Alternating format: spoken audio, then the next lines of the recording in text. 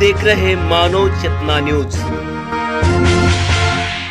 सत्कार झाला आणि त्या सत्कारामध्ये आपण जसे इथे पुस्तकं दिले तसे बाबासाहेबांना एक पुस्तक मिळालेलं आहे, केळुसकरांनी लिहिलेलं आहे, ते आहे बुद्धिझमवर.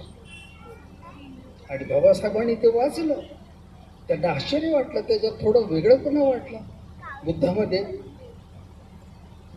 आणि तोही खूप मोठा इतिहास आहे. त्यांनी बुद्ध अँड हिज धम्माच्या प्रस्तावनेमध्ये त्यांच्या वडिलांसोबत झालेली जरा झकापकही दिलेली आहे.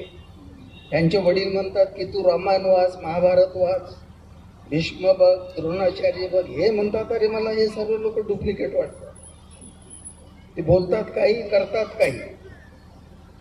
आणि ते आपली उदाहरणं देतात की बघा त्यांनी अशी कपट नीती केलेली आहे, मला ते पटत नाही. हे त्यांच्यामध्ये लहानपणापासूनच आहे आणि म्हणून त्यांनी नंतर त्याला डेव्हलप करत नेलेले आहे.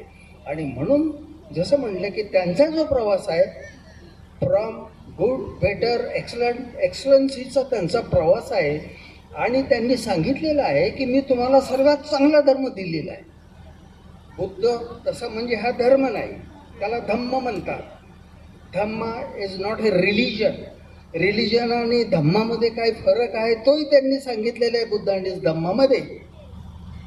The purpose of religion is की जगाची उत्पत्ती कशी झाली, जगाची उत्पत्ती कशी झाली हे सांगणे हा धर्माचा उद्देश आहे. To interpret the origin of world, की जग कसं निर्माण झाले हे धर्म सांगतात. कहाण्या आहेत, बायबलमध्ये आहेत, कुराणामध्ये आहेत, सर्व धर्मग्रंथांमध्ये त्या कहाण्या आहेत की जग कसं निर्माण झालं. परंतु बाबासाहेब म्हणतात धम्म आहे, तर धम्म काय करतो? धम्म तुम्हाला जग कसं निर्माण झालं हे सांगत नाही. The purpose of Dhamma is reconstruct the world. To reconstruct the world, जगाची पुनर्बांधणी करण्याचं ज्ञान धम्मामध्ये आहे. पुनर्बांधणी, रिकन्स्ट्रक्शन, ती त्याच्यामध्ये आहे. आणि प्रज्ञाशील, करुणा, अशा सर्व गोष्टी आहेत. त्यानिमित्तानं 2-4 नावं मी आता सांगतो घाई, मला कल्पना आहे काय काय होणार आहे आता पुढे.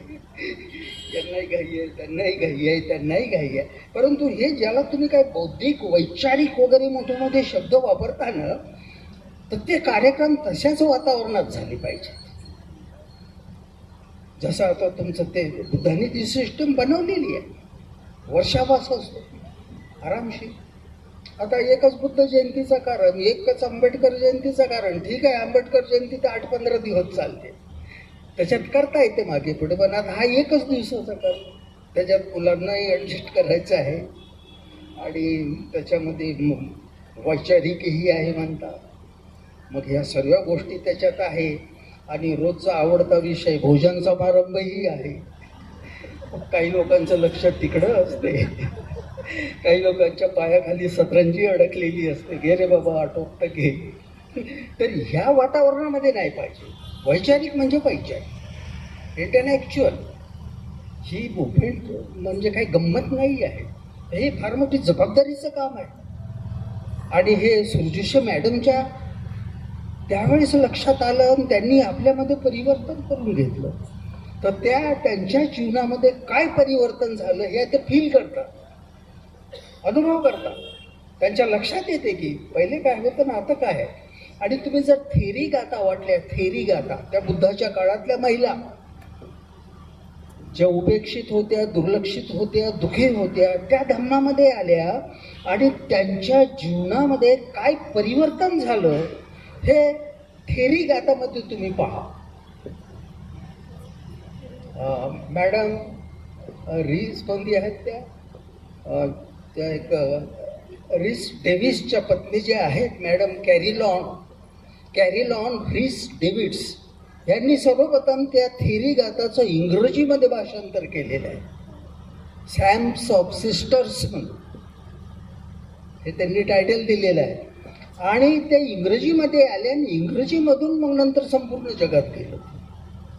तर लोक आजही आश्चर्य करतात की त्या काळच्या अशिक्षित स्त्रिया कॉलेजला नाही, कुठं एज्युकेशन नाही, पण त्यांची बौद्धिक उंची जी आहे कमालीची आहे. थक्क होतो माणूस आजही. थेरी गात आहेत, थेर गात आहेत 2500 वर्षापूर्वीच्या, त्या काळी बुद्धाच्या काळात झालेल्या. आणि मग त्यांचा तो 4 धम्मसंगतीचा इतिहास, मग आजच्या अलीकडच्या ह्या धम्मसंगती, वर्ल्ड ब्रदरहूड सेंटर, तर ह्याच्यामध्येही मोठे मोठे लोक आहेत. अनागारिक धम्मपाल आणि धर्मानंद कोसंबी, त्याच्यानंतर तुमचे कितीतरी मोठे मोठे लोक आहेत की ज्यांनी संपूर्ण लाईफ लॉंग रिसर्च केलेलं आहे. आता ते एक आहेत.